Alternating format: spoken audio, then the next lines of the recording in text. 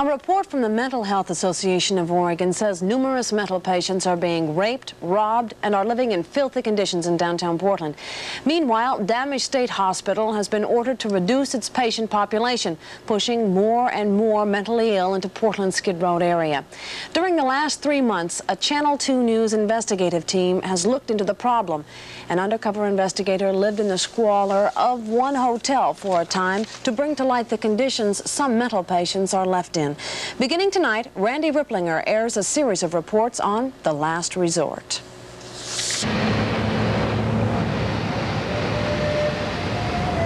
The mental patients, because I see them come in here, they just seem like they're lost to the world. They don't know where they're coming or going or what to do.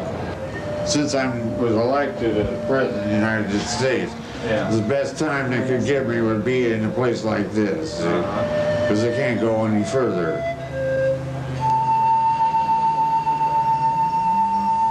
No one knows how many mentally ill people live in the Burnside district. There are places you can always find some. The Bridgeport, Biltmore, Arlington, and Athens hotels house them. Coincidentally, all four are operated by the same person, Wilma Robertson, formerly a well-known boarding house operator, now a well-known hotel operator, whose facilities seem to attract mental patients with little money because the rooms are cheap. But there are horror stories to tell about these hotels, like one mental patient named Helena who was reportedly robbed and raped here at the Bridgeport. Another, Hortensia, was a rape victim at the Arlington, and Bruce was beaten. Geneva says she was a rape victim too, also at the Bridgeport, and someone stole all of her belongings. There are more reports of Social Security and welfare checks disappearing and employees claiming they were cheated out of pay and receiving no W-2 forms for filing income tax. There will be more about Robertson's operation later in these reports, but tonight you'll see the world of the mentally ill on Burnside largely through this man's eyes. For 9 days and 9 nights, he posed as Jeff Anderson, a fictitious mental patient living in the Bridgeport Hotel on Portland's Burnside district. He made friends with the insane, ate with them, socialized with them. 15 former damaged patients live here during his stay. Their experiences were his. Some of the people that have been there a long time have piled up a lot of garbage, old food, newspapers, you know, good environment for the cockroaches. That's why they live around there. Some of the rooms are a terrible mess, and the hotel doesn't clean the rooms at all. That's the responsibility of whoever lives there. There are some people here, like Jeff, who manage to wage a war against the filth. They catch the cockroaches and straighten their own rooms. Others neither have the inclination nor the ability to care for themselves. I've been on Earth ever since 1939. Yeah. That's what I'm here for, is to clean up the planet. Food is a concern. Jeff brought home a bottle of wine, a box of crackers, and a jar of peanut butter one day. It was stolen from his room that evening. The lock on his door doesn't work.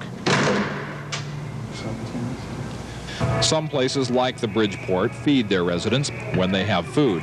For 2 weeks this month, the Bridgeport had only rice, potatoes, and oatmeal to serve its boarders. So the mental patients and other down and outers head for the soup lines.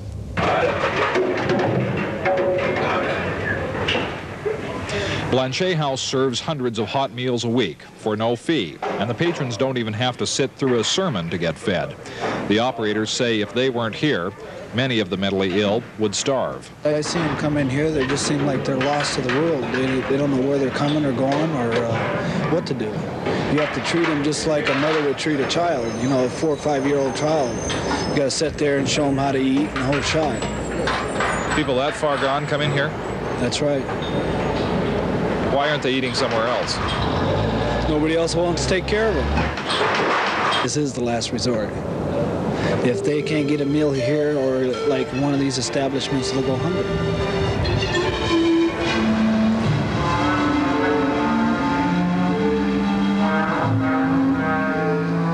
The mentally ill are often poor, but usually they have some money, often from welfare or Social Security checks. $251 was this month. But other months it's been lower than that. It's been $240. How much? Doug is a friend of Jeff's who lives on an SSI check. He has bounced between Burnside and Damish for 10 years now.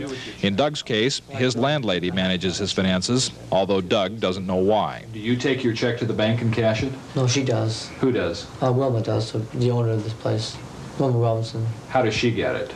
I send it over to her. It comes in my name. I send it to her. Comes in my... Well, why don't you just cash it and use the money yourself rather than her cashing it?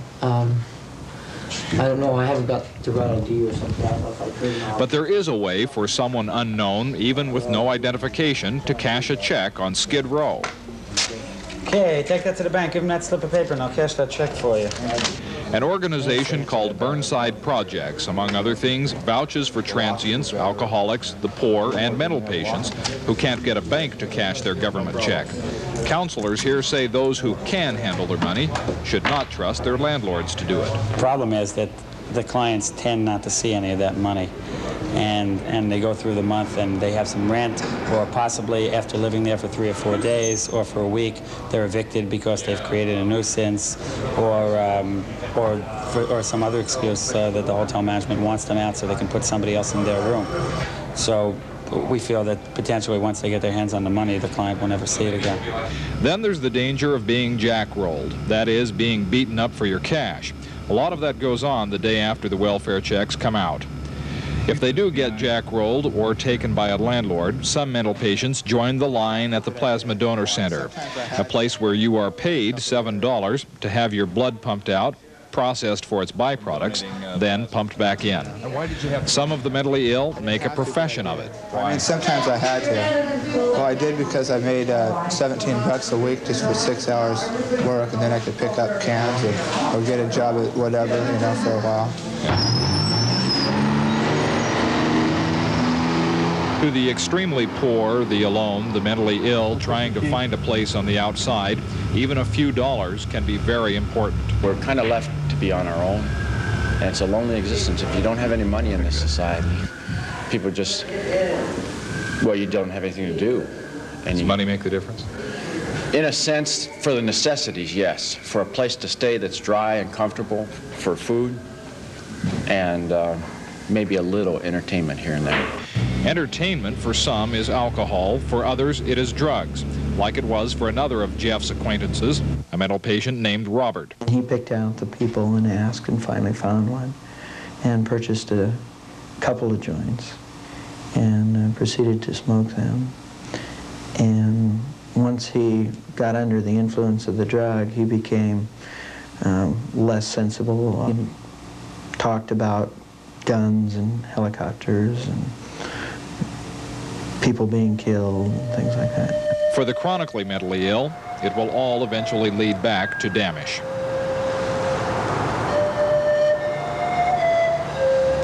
I remember walking down sidewalks, getting angry over anything because I didn't belong, I didn't fit. All my memories were hospital memories, and it's really a low feeling.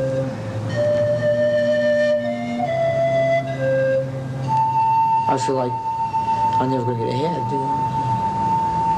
Living in this place for such a long time, you feel like there's nothing but this place. You know?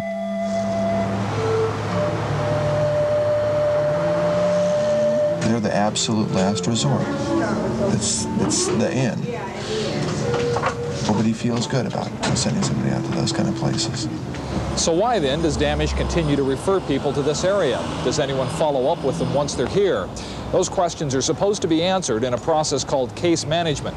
That process begins at Damish, and tomorrow we'll take you there. Randy Ripplinger reporting, Channel 2 News.